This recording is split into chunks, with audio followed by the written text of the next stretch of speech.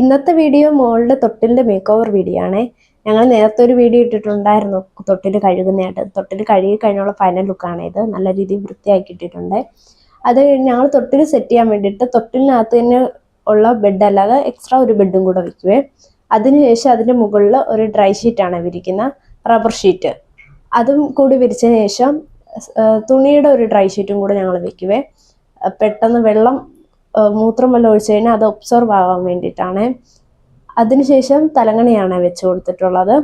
പിന്നീട് മോളുടെ soft toys ഞങ്ങൾ വെക്കുവേ. സോഫ്റ്റ് ടോയ് മോൾക്ക് ഫേവററ്റ് ആയിട്ടുള്ള ഒരെണ്ണമാണ് കരടി. അതും പിന്നെ മുയൽക്കുട്ടനെയും കൂടിയിട്ടാണ് ഞങ്ങൾ വെച്ച് കൊടുക്കുന്നത് സൈഡിലായിട്ട്.